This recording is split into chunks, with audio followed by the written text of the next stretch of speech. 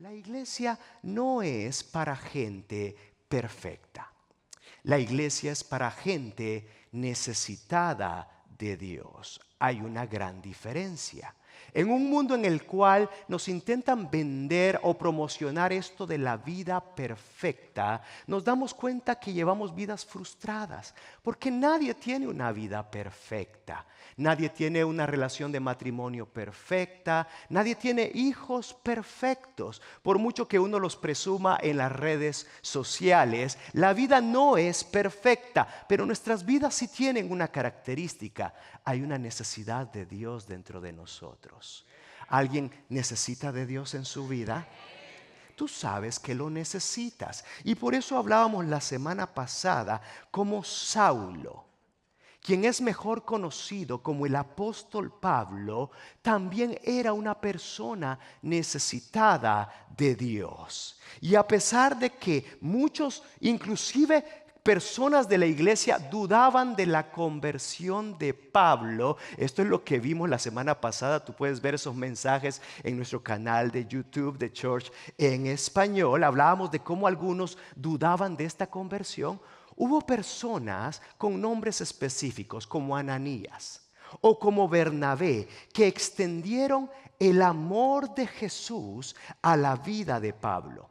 Le abrazaron y creyeron en lo que Dios estaba haciendo en la vida de Pablo. Por eso quizás nosotros encontramos esa famosa frase que Pablo escribió en 1 Corintios 13, donde él coloca diciendo: el amor todo lo cree.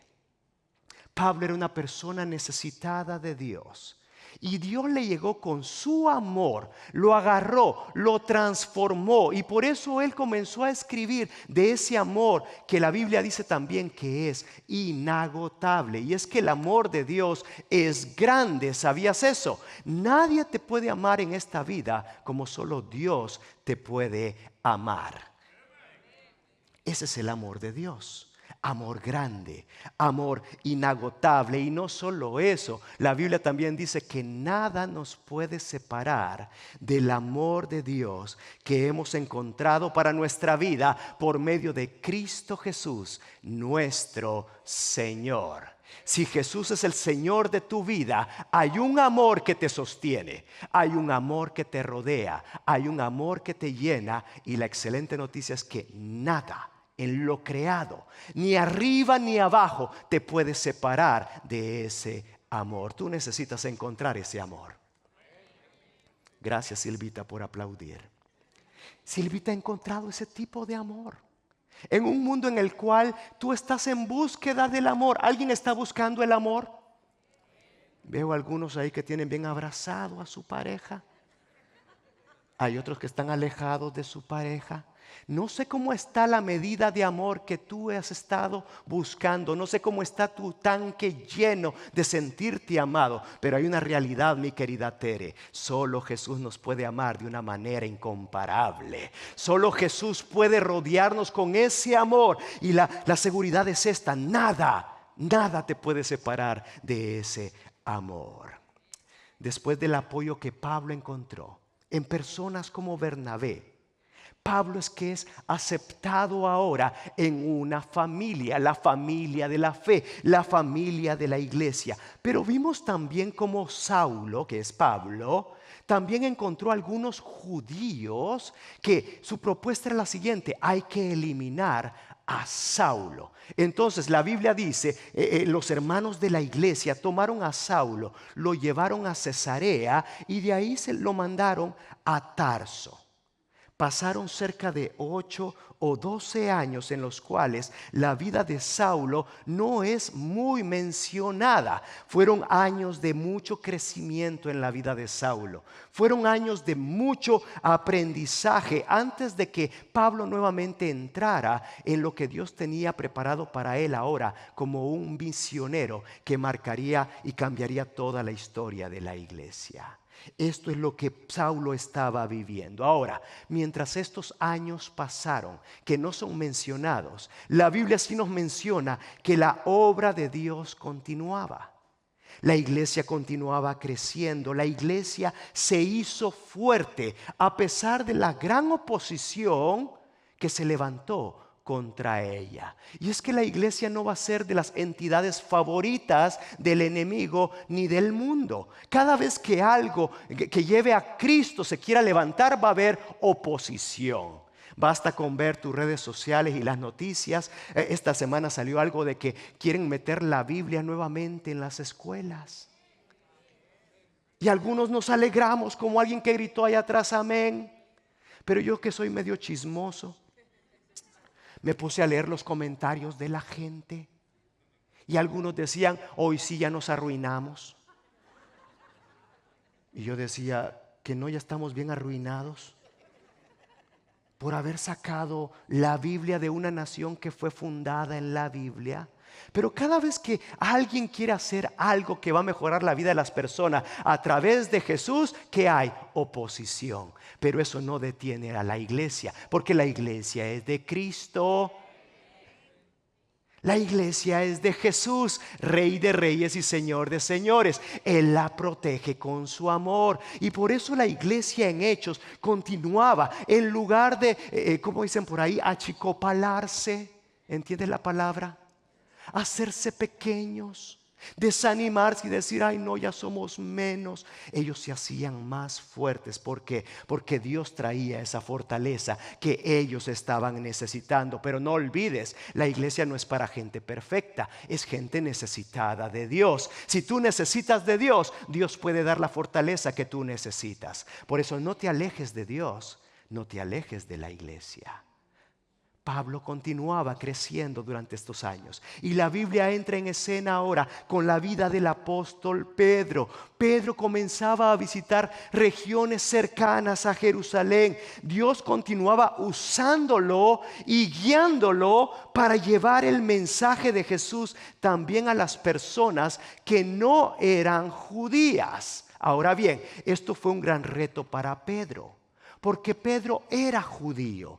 Y él vivió en un contexto en los cuales los judíos de esta época no podían compartir sus vidas con personas que no eran judías. No podían abrir sus casas. Ellos no compartían sus hogares y su familia, ni siquiera su comida. Mira qué triste. Ni la comida podían compartir con alguien que no era judío. Pero Pedro fue enviado con Cornelio. Y los que conocemos la historia, tú puedes leerlos, todos estos versículos que se encuentran en el libro de Hechos en tu casa. Encontramos que Cornelio no era judío. Y es ahí donde Dios le muestra a Pedro, mandándolo a una casa que no era de judíos, una gran verdad que él necesitaba encontrar. Acompáñame a Hechos capítulo 10, versículo 34. Hechos 10:34 dice así la palabra del Señor. En el nombre del Padre, el Hijo y el Espíritu Santo.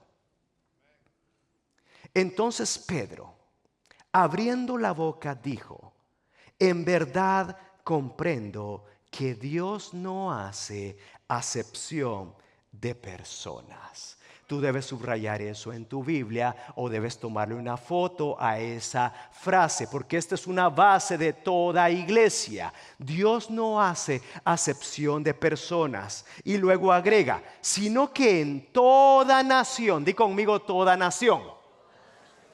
Aquí habemos de diferentes naciones. Y la buena noticia es que en toda nación Dios se agrada de un tipo de persona. ¿Cuál es este tipo de persona? Es aquel que le teme y hace justicia.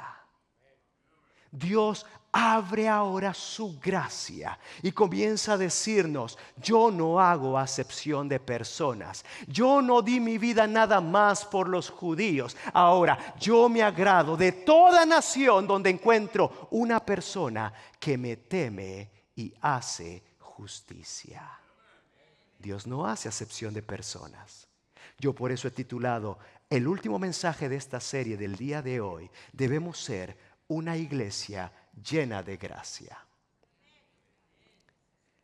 Una iglesia no exclusiva, una iglesia llena de gracia. Dios en toda nación ve el corazón de las personas. Dios es Dios. Dios no se queda con lo superficial como a nosotros, que a nosotros nos engañan. Y nosotros engañamos también a los demás a través de lo superficial.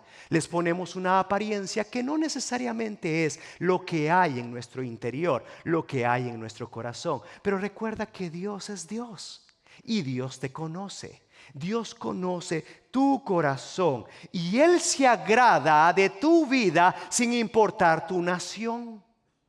Hay gente que se ofende cuando su nación no es mencionada. ¿Sabías eso? El pastor, ¿verdad? Solo habla de otras naciones.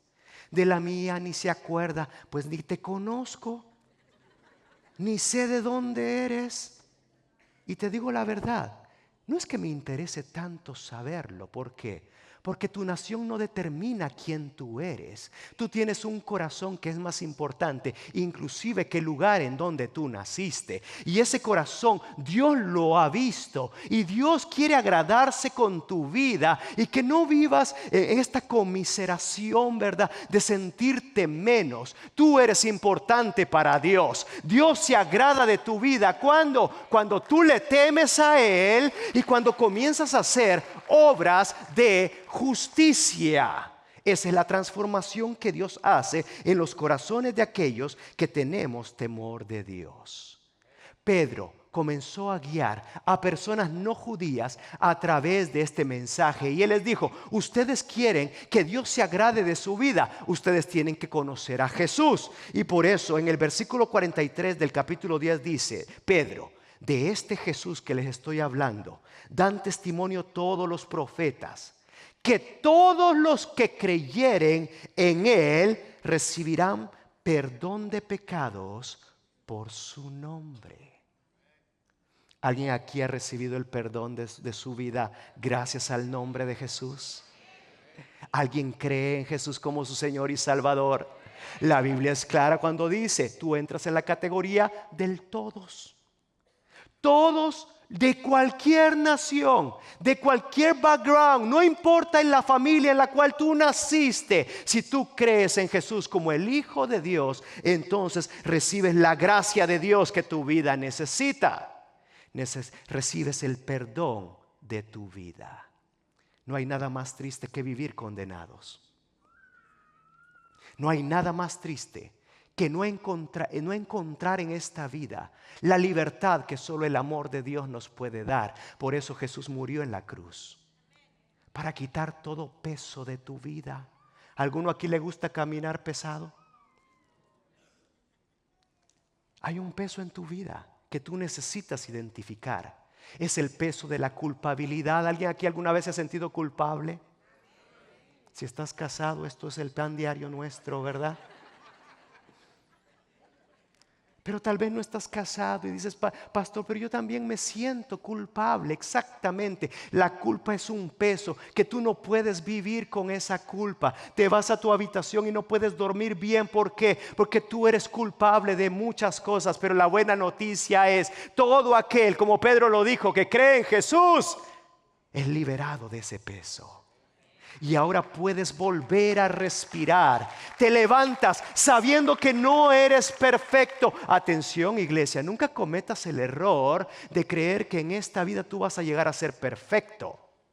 Por algo, la sangre del Cordero derramada en esa cruz nos perdona de nuestros pecados pasados, pero también nos perdona de nuestros pecados presentes. ¿Alguien le ha fallado al Señor últimamente? Seamos honestos. Porque por mucho de que pongamos la carita de ángel,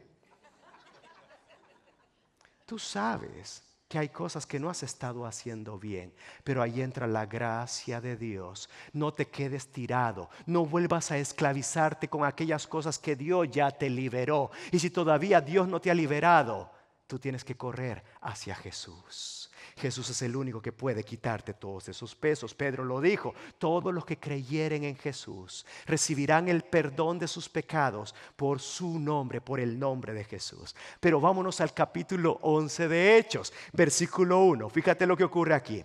Los apóstoles y los hermanos de toda Judea se enteraron de que también los no judíos habían recibido la palabra de Dios.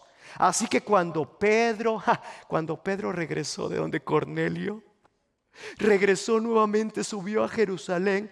Los creyentes judíos, o sea, los hermanos de la misma iglesia, lo criticaron. Ay, mira Pedro. Lo criticaron diciendo: entraste en casa de hombres incircuncisos y comiste con ellos, Pedro. Muy mal. En pocas palabras, los mismos de la iglesia, no te pierdas esto, no estamos hablando de personas contra Jesús, contra el cristianismo. Los mismos de la iglesia que no habían entendido la gran verdad que Dios le reveló a Pedro, dijeron: no se vale, Pedro. ¿Cómo así? Te dices cristiano y apóstol y te fuiste a comer con los incircuncisos. Yo no sé si tú sabes lo que significa esa palabra. Te la explico en otro mensaje porque no tengo tiempo el día de hoy. Pero lo que quiere decir es personas no correctas. Y lastimosamente en nuestros tiempos hay iglesias que son de esta manera. Frank, a mí me dijeron que esta semana te fuiste a comer con incircuncisos.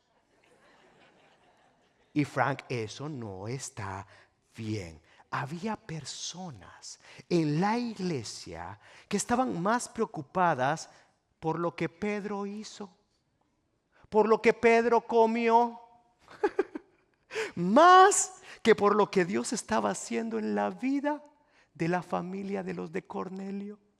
Cornelio invitó a sus amigos y muchos fueron salvos a causa del mensaje de Jesús. Por eso Pedro tuvo que explicarles ahora a estos hermanos de la iglesia cómo Dios primero le había mostrado a él ese gran principio de que Dios no hace acepción de personas. Ahora, estos judíos, estos hermanos de la iglesia, al igual que Pedro, debían entender lo siguiente, y esto va a aparecer en la pantalla. Tómale una foto o anótalo.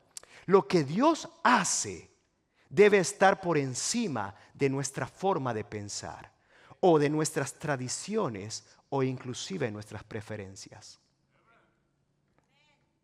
Lo que Dios quiere hacer va a ser mucho más allá de como nosotros pensamos. Va a ser mucho más allá inclusive de nuestras tradiciones. Cuidado, porque a nosotros nos gustan las tradiciones. Y hay de aquellos que nos sacan las tradiciones. Hay hasta pleitos cuando las tradiciones son quebradas, ¿cierto? Pastores, que todos los 24 de diciembre vamos a ir a comer donde mi mamá. Y hay de aquel 24 que no vayamos a comer donde tu mamá. Algunos esposos solo se ríen, ¿verdad? Algunas esposas se están riendo. ¿Por qué? Porque somos malos, nos gusta vivir en base a tradiciones, pero lo que Dios quiere hacer es más allá de las tradiciones. Te tengo una mala noticia, tal vez este 24 no vas a ir donde tu mamá, vas a ir donde una familia incircuncisa, pero vas a ir con un propósito. Cuidado con las tradiciones, cuidado con tus preferencias. Y la iglesia está llena de preferencias. Ay, pastor, ¿verdad? ¿Qué le está pasando a la iglesia? Pastor, mire que a mí me gusta más esto. Qué bueno que tengas tus gustos, pero aquí los únicos gustos que se satisfacen son los gustos de Jesucristo, porque es su iglesia. Y todo lo que Él quiere hacer en medio nuestro es lo que le vamos a permitir hacer, porque somos su iglesia, no es mi iglesia. Imagínate si fuera mi iglesia, la llenaría de pupuserías en cada esquina. Porque para mí ese sería el mundo ideal, salir del servicio y pedir una pupusa o una taquería o arepas. Pero esta no es mi iglesia, es la iglesia de Dios y el Espíritu Santo la está guiando. Pedro les tuvo que relatar a estos hermanos de la iglesia lo que Dios estaba haciendo. Y en el versículo 12 del capítulo 11, mira lo que dice. El Espíritu me dijo, le dijo a los hermanos, tranquilos, esto no fue mi idea. El Espíritu Santo me dijo que fuera con ellos sin dudar a la casa de Cornelio. También fueron conmigo estos 6 hermanos. Pedro era bien listo. Pedro no se fue solo, se fue con 6 hermanos. Es como cuando llega el creyente, ¿verdad? Ya llegué y me traje a 6 más. Es que es bíblico, creo yo, ¿verdad? No nos juzguen, no nos critiquen. Se llevó a 6 testigos diciendo: yo no fui, yo solito, ellos me acompañaron. Entramos en la casa de Cornelio, de aquel hombre, y él nos contó cómo en su casa había aparecido un ángel que le dijo, fíjate, es que esto es lo hermoso de Dios, Osvaldo. Llegó un representante de Dios a decirle a Cornelio: Cornelio, manda a alguien a Jope para hacer venir a Simón, también llamado Pedro. Él te traerá un mensaje. Di conmigo: un mensaje. Esto es importante. El ángel le dice a Cornelio: Pedro va a venir. Pero lo importante no es que Pedro va a venir, es el mensaje que Pedro traerá. Un mensaje mediante el cual serán salvos tú y toda tu familia. Iglesia, el mensaje que tú y yo tenemos puede salvar la vida de una persona. Déjate lo repito porque no me lo estás entendiendo. El mensaje que tú tienes es de vida o muerte. El mensaje que tú tienes puede salvar a una persona que se está muriendo en sus delitos y pecados, que se está muriendo en su condenación. Pero no solo eso, ¿por qué Lucas nos deja la palabra también familia? Y es que no solo las vidas de las personas se están perdiendo allá afuera, también las familias se están perdiendo. ¿A alguien aquí Dios le rescató su familia? ¿Alguien ha visto los milagros de Dios en su familia?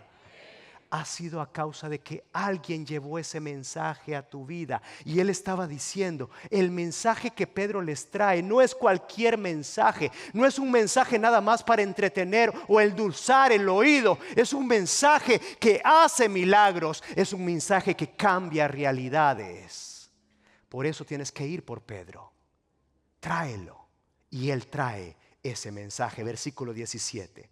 Por tanto, les dijo Pedro a los creyentes de Jerusalén: si Dios le ha dado a ellos el mismo don que a nosotros, hermanos judíos, al creer en el Señor Jesucristo, ¿quién soy yo para pensar que puedo estorbar a Dios?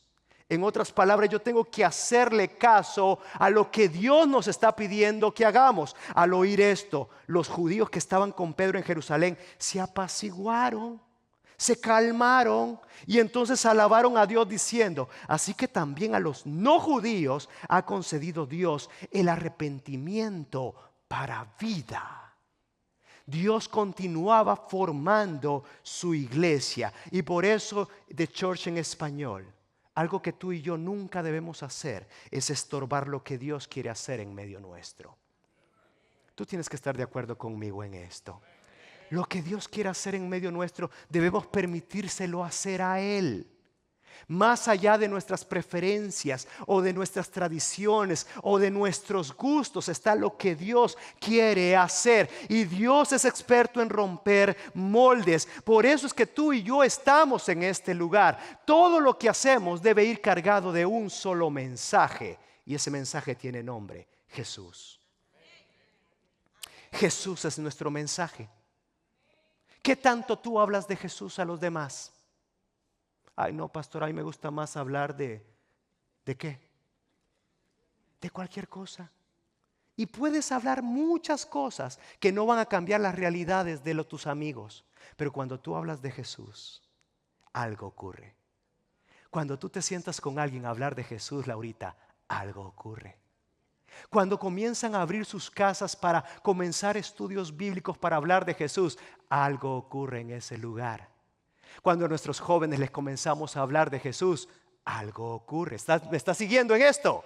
Cuando nuestros niños escuchan hablar de Jesús, algo en sus corazoncitos comienza a ser desarrollado. Por eso, gracias a Dios que quieren meter nuevamente la Biblia en las escuelas. Porque las escuelas necesitan salvación. No se trata de religión, se trata del mensaje que cambia realidades. El problema es que las personas piensan en religión, Rubén. Por eso yo siempre te lo digo en este lugar. Aquí no hablamos de religión, aquí hablamos del único mensaje que debemos hablar: Jesús.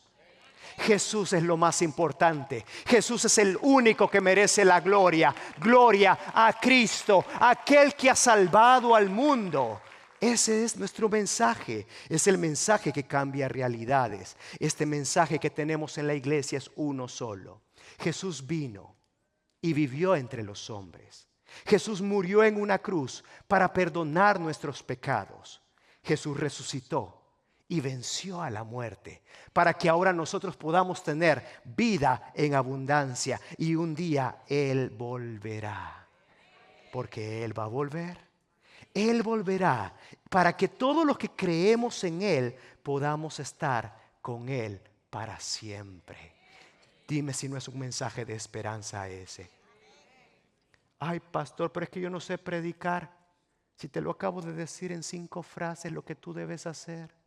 Jesús vino, murió por ti, resucitó, venció a la muerte para que tú no vayas a morir eternamente. Y no solo eso, Él cuida de ti en este momento, tanto que cuando Él regrese vas a pasar una eternidad completamente disfrutando de su presencia. ¿Alguien está feliz por esta promesa?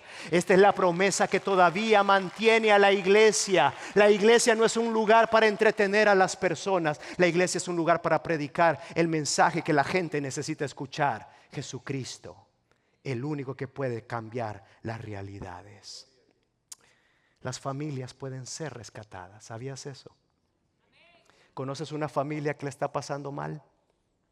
Llévale a Jesús a esa familia. ¿Conoces de un matrimonio que le está pasando mal? Pues todos, ¿verdad? Desde que te casaste la pasas mal. Hay momentos que se pasan bien.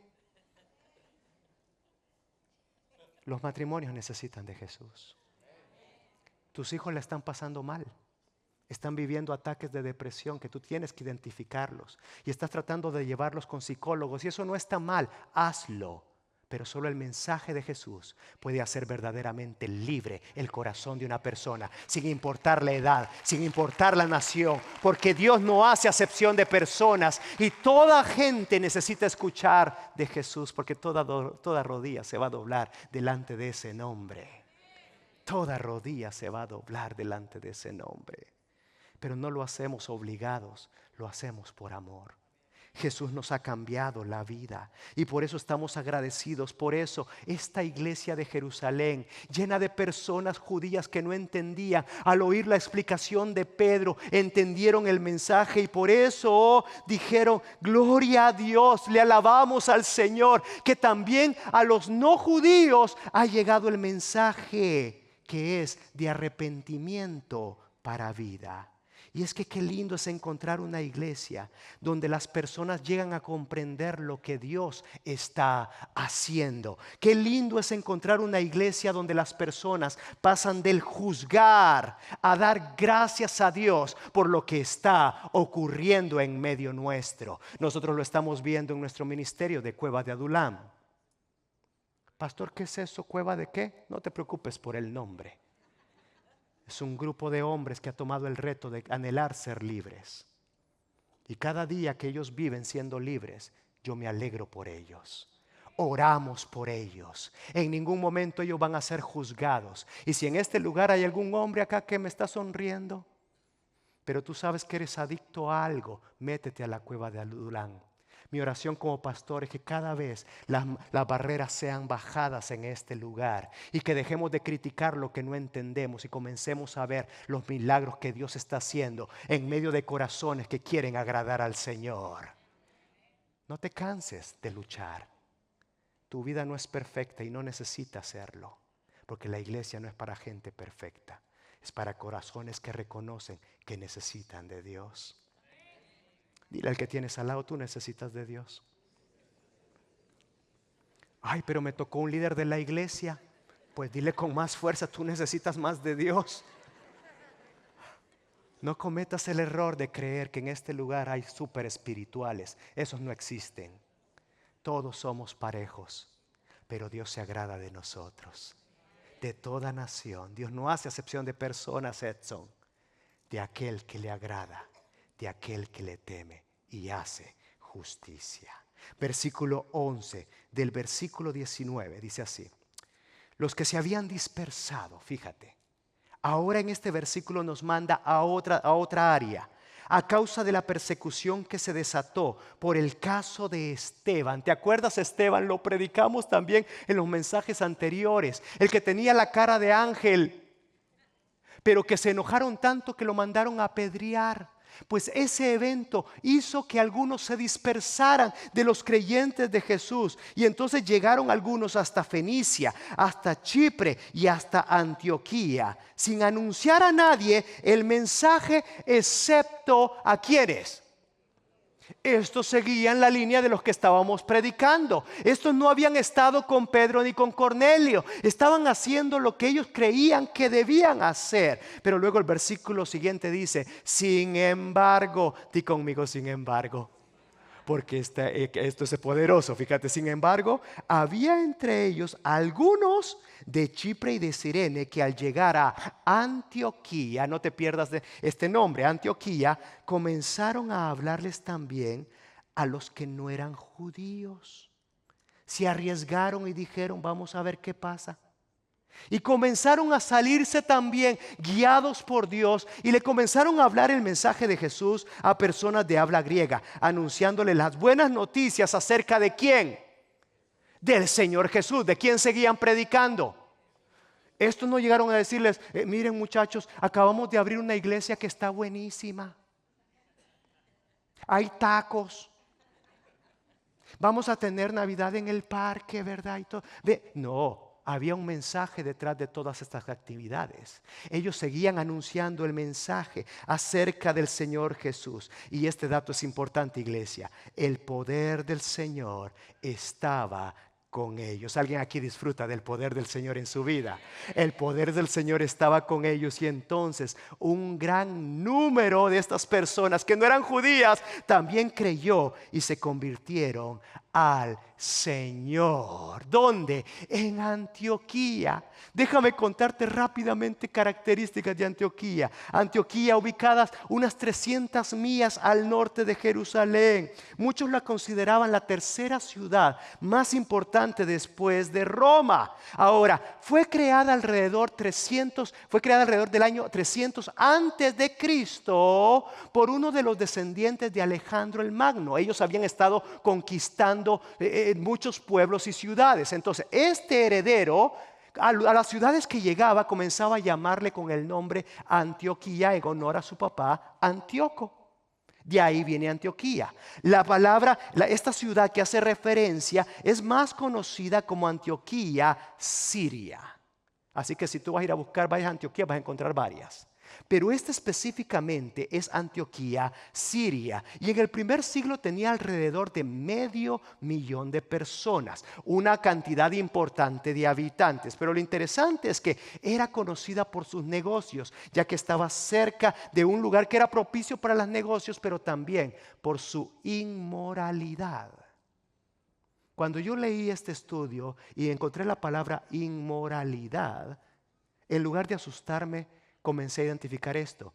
Ahí fue predicado el mensaje. Y la pregunta es: ¿dónde tú estás hablando acerca de Jesús? A veces nos limitamos a hablar de Jesús solo con otros creyentes. Y qué bueno, eso es bueno. Vamos a crecer en nuestro conocimiento de Jesús. Pero la pregunta es: ¿a cuántas personas que viven una vida inmoral tú les estás hablando de Jesús? Pastor, es que me da vergüenza. Yo te entiendo, pero tienes que vencer esa barrera, porque el mensaje que Dios te ha dado puede salvar la vida de muchos de tus amigos. ¿Sabías eso?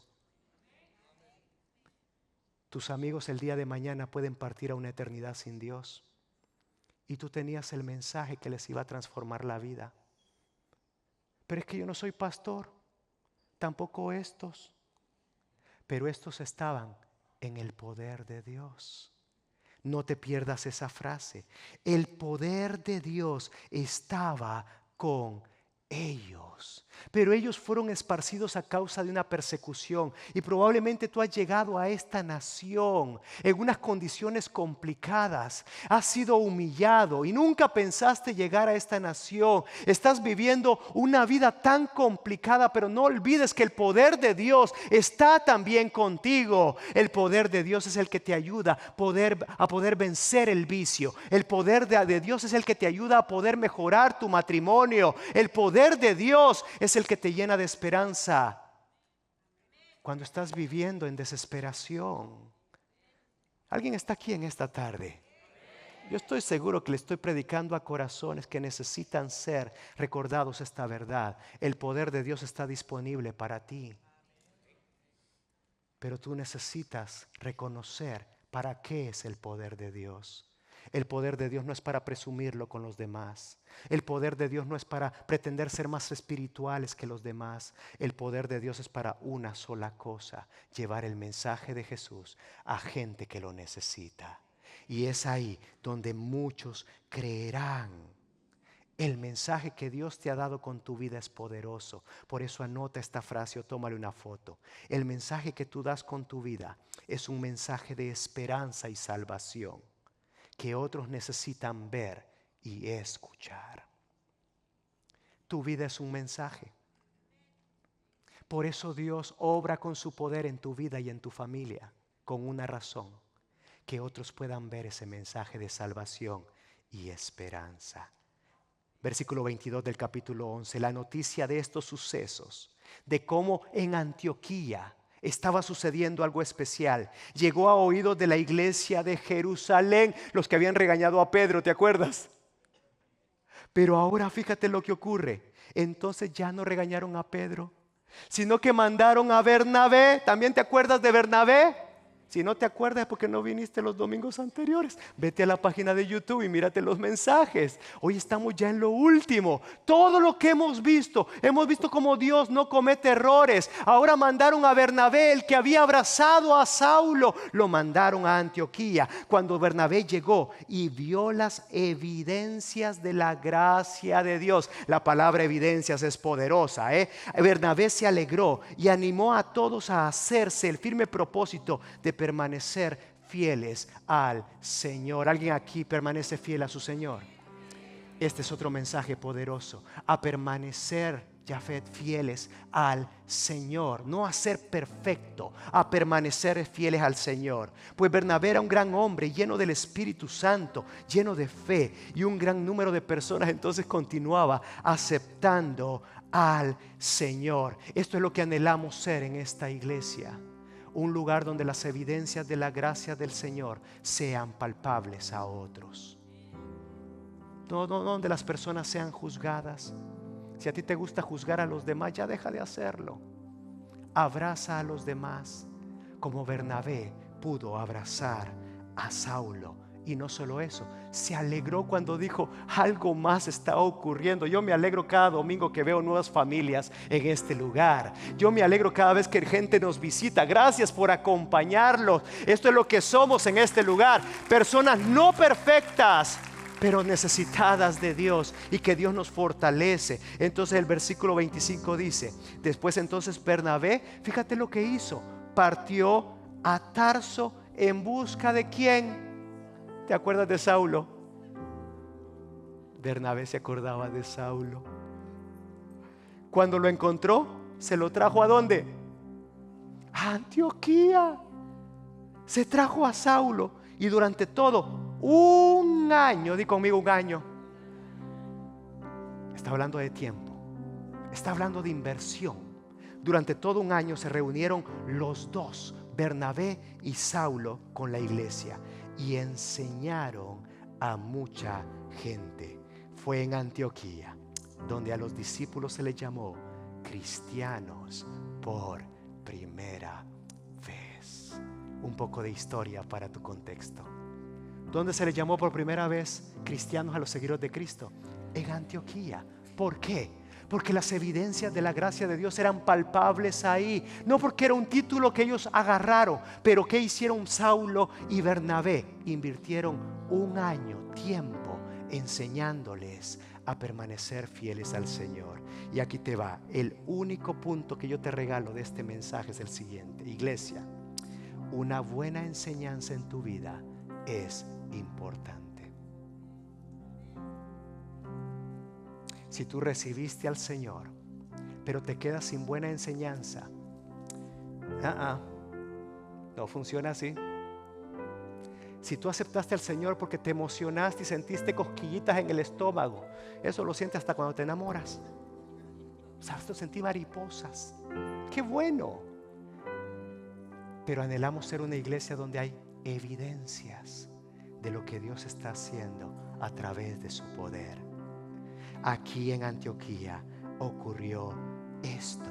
La palabra cristianos al principio fue como una burla, pero históricamente se considera que se le llamaba a aquellos que pertenecen, son unos de Cristo, cristianos.